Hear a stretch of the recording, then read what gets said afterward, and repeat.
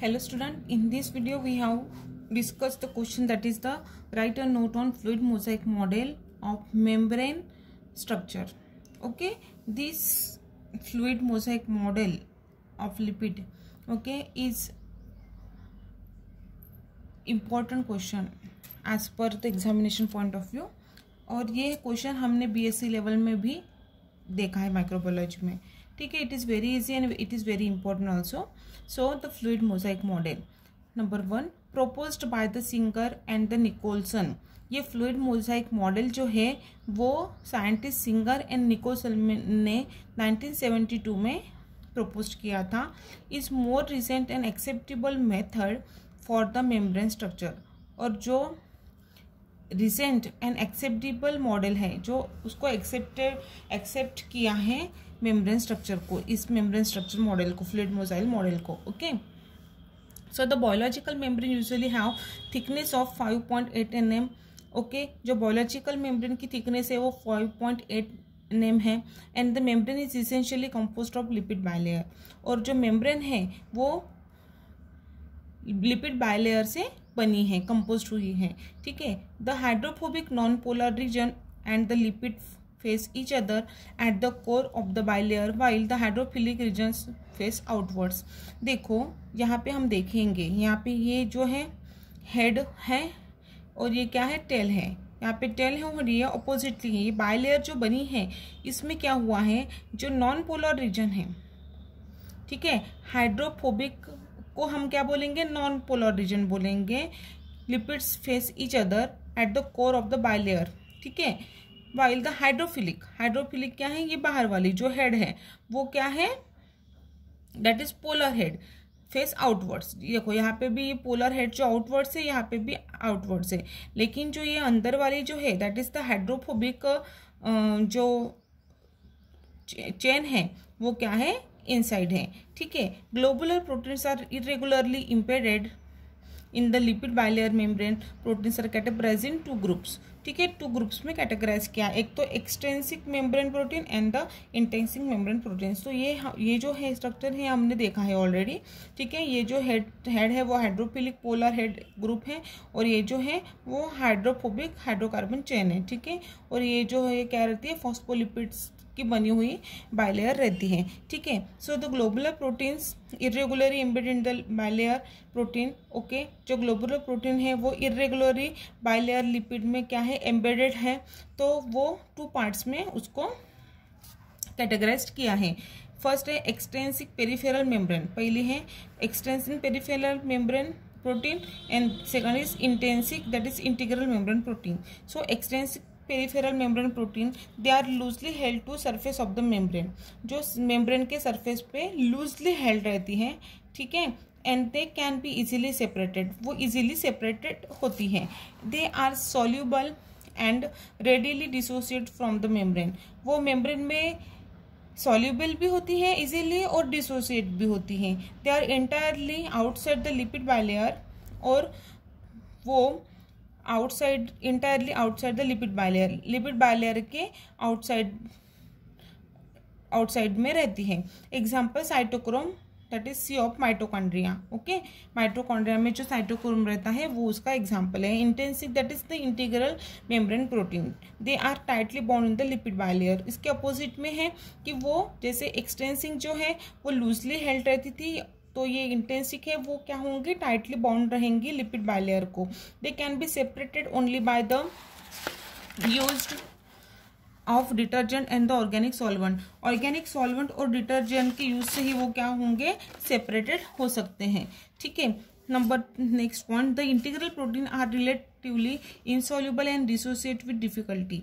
देखो जो integral protein रहता है वो insoluble and dissociated with difficulty, मतलब वो इंसॉल्युबल और डिसोसिएट जल्दी नहीं होता है. The integral protein are amphipathic. जो इंटीग्रल प्रोटीन्स रहता है वो एम्फोफैटिक नेचर का रहता है. Their hydrophilic polar heads protrude from the surface of the membrane.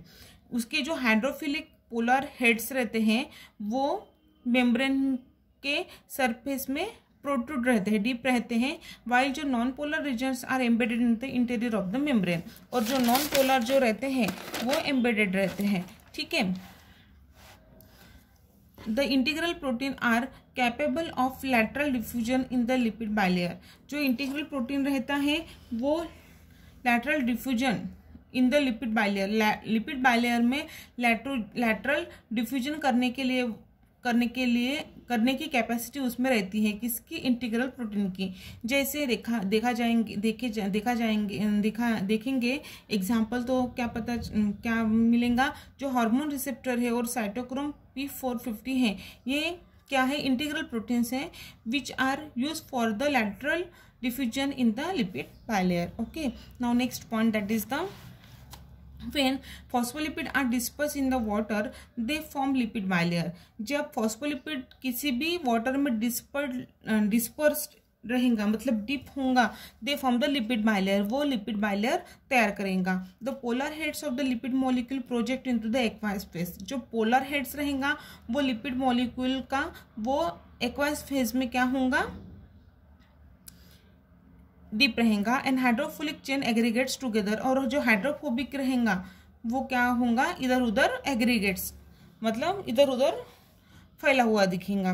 देखो, studies with NMR and ESR technique and nuclear magnetic resonance and electron spin resonance technology से हमें ये पता चलता है कि that the lipid bilayer has many dynamic motion properties.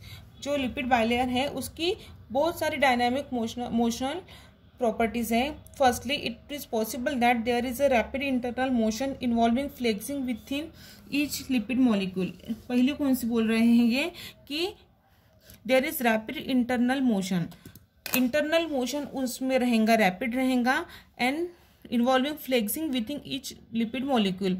और क्या होगा, ईच फ्लेक्सेशन रहेगा ईच लिपिड मॉलिक्यूल के साथ। और क्या होगा, रैपिड इंटरनल मोशन रहेगा, उसमें इंटरनली ऐसे मोशन रहेगा। ठीक है। Secondly, rapid lateral diffusion of the lipid is possible, और लैटरल डिफ्यूजन भी रहेगा उसमें। ठीक है। Thirdly, shows the flip-flop motion, that is transfer lipid from the one side of the bilayer is also possible। ये कैसे आएगा, ये एग्जाम डायग्राम में दिया है, मैं आपको बताती।